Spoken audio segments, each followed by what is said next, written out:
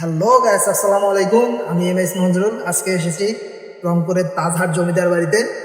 তাজহাট জমিদার বাড়িটা কত সুন্দর, চলেন দেখানো যাক এর সৌন্দর্য। সুপ্রিয় বন্ধুগণ, ইতিহাস, ঐতিহ্য আর সংস্কৃতিতে সমৃদ্ধ একটি দেশ হচ্ছে বাংলাদেশ।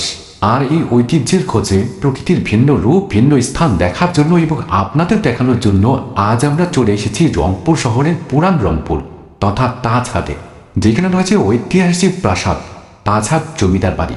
আজকের ভিডিওতে এই স্থানের সম্পূর্ণ তথ্যমূলক বর্ণনা আপনাদের সামনে তুলে ধরার চেষ্টা করব, তাই সম্পূর্ণ ভিডিওটা দেখার জন্য অনুরোধ রইল।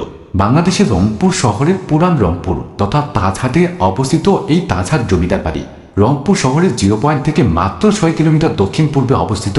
এই ঐতিহ্যবাহী প্রাসাদটি, এই স্থানটিতে আসতে হলে আপনাদের প্রথমে রংপুর শহরে আসতে হবে। রংপুর শহরে বাস টার্মিনাল থেকে রিক্সা, অটোরিক্সা অথবা সিএনজি যোগে খুব অল্প সময়ের মধ্যেই খুব অল্প টাকায় আপনারা চলে আসতে পারবেন তাজহাট জমিদার বাড়িতে।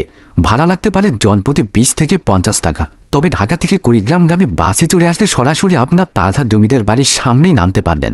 অষ্টাদশ শতাব্দীর শেষ ভাগে রত্ন ব্যবসায়ী মান্নালাল ব্যবসায়িক কারণে মাহিগঞ্জে এসে বসবাস এবং পরবর্তীতে তাজহাট জমিদার বাড়ি প্রতিষ্ঠা করেন।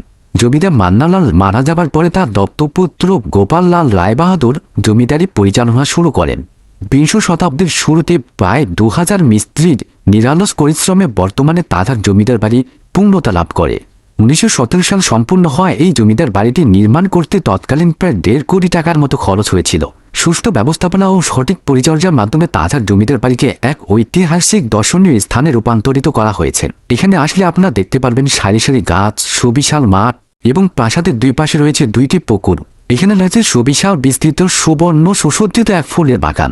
আরও রয়েছে মেহগনি, কামিনী এবং আম কাঁঠাল বাগান। জমিদার বাড়িটি দেখতে অনেকটা ঢাকার আহসান মন্দিরের মতো। লাল ইট, শ্বেতপাথর ও চুনাপাথর দ্বারা নির্মিত 4 তলা বিশিষ্ট তাজহাট জমিদার বাড়ির 3য় ও 4র্থ তলায় জমিদার গোপাল লালের ব্যবহৃত বিভিন্ন জিনিস রাখা রয়েছে। এছাড়াও এখানে রয়েছে থাকার কক্ষ, গোসলখানা ও অতিথিদের জন্য আলাদা কক্ষ। প্রায় 210 ফুট প্রস্থের প্রাচীন মুঘল স্থাপত্য শৈলীর অনুকরণে নির্মিত তাজহাট জমিদার বাড়িতে ইতালীয় মার্বেল পাথরের তৈরি 31টি সিঁড়ি রয়েছে। রাজবাড়ির পেছন দিকে রয়েছে গুপ্ত সিঁড়িপথ, যা বর্তমানে বন্ধ করা রয়েছে। 1995 সালে প্রত্নতত্ত্ব বিভাগ তাজহাট জমিদার বাড়িকে সংরক্ষিত স্থাপনা হিসেবে নথিভুক্ত করেন এবং 2005 সালে রংপুর জাদুঘরকে তাজহাট জমিদার বাড়িতে 2য় তলায় স্থানান্তরিত করা হয়। জাদুঘরের ভিতরের অংশে স্থিরচিত্র ধারণ এবং ভিডিও চিত্র ধারণ সম্পূর্ণ নিষিদ্ধ থাকায় আমরা সেই স্থানে কোনো ভিডিও বা স্থিরচিত্র ধারণ করিনি।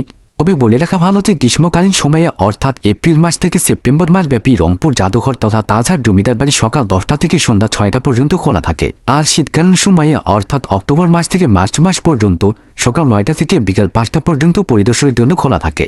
দুপুর 1টা থেকে 1:30 পর্যন্ত রংপুর জাদুঘরে মধ্যাহ্নের বিরতির জন্য বন্ধ থাকে। সপ্তাহে প্রতি রবিবার পূর্ণ দিবস এবং সোমবার অর্ধ দিবসের জন্য জাদুঘরটি বন্ধ রাখা হয়। এছাড়াও সমস্ত সরকারি ছুটির দিনগুলোতে জাদুঘরটি পরিদর্শনের জন্য বন্ধ থাকে। এছাড়াও জাদুঘরে রয়েছে মুঘল সম্রাট আওরঙ্গজেবের সময়ের কুরআন, মহাভারত, রামায়ণ সহ বেশ কিছু আরবি ও সংস্কৃত ভাষায় লেখা প্রাচীন পাণ্ডুলিপি। জাদুঘরের প্রদর্শনী কক্ষে 10ম ও 11দশ শতাব্দীর বেশ কিছু টেরাকোটা শিল্পকর্ম স্থান পেয়েছে। এখানে কালো পাথরের বিষ্ণুর প্রতিকৃতি ছাড়াও জাদুঘরে প্রায় 300টির বেশি মূল্যবান নিদর্শন রয়েছে।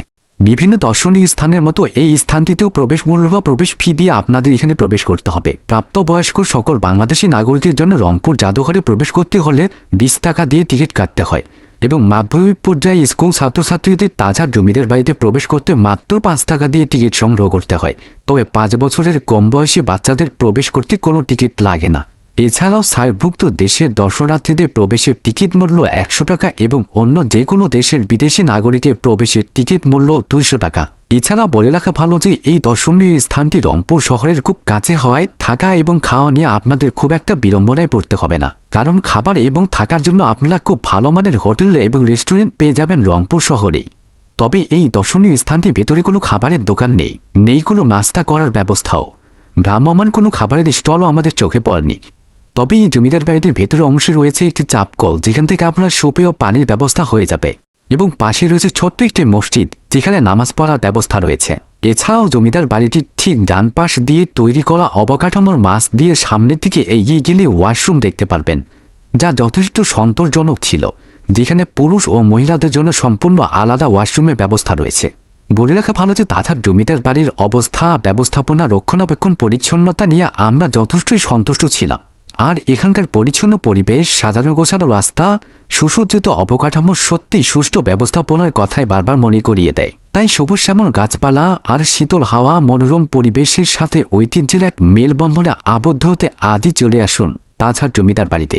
সুবিশাল বিস্তীর্ণ সবুজের মাঝেই মাথা উঁচু করে রাজপ্রাসাদের মতো দাঁড়িয়ে থাকা রাজবাড়ি, আর চারদিকে সবুজের সমারোহ, সারি সারি গাছ আর তার মাছ দিয়ে বয়ে চলা রাস্তা, সবুজ শ্যামল এক ছায়া ঘেরা পরিবেশ, আর তার পাশে শান বাঁধানো ঘাট আর সেই পুকুর ঘাটের নির্মল বাতাস। এ বাতাসে বসে আপনি ঘন্টার পর ঘন্টা কাটিয়ে দিতে পারবেন। তাই তো জীবনের কোলাহল এবং কর্মব্যস্ততার বাইরে এসে রাজকীয় অনুভূতির একটু স্বাদ পেতে এবং একাকী নির্জনে সবুজ শ্যামল প্রকৃতির মাঝে কিছুটা সময় কাটিয়ে দিতে পারেন ঐতিহ্যের সাথে। সবুজ শ্যামল প্রকৃতির মাঝে ঐতিহ্যের সাথে সারাদিন কাটিয়ে আজ আমরা বিদায় নিচ্ছি। দেখা হবে নতুন কোনো ভিডিওতে।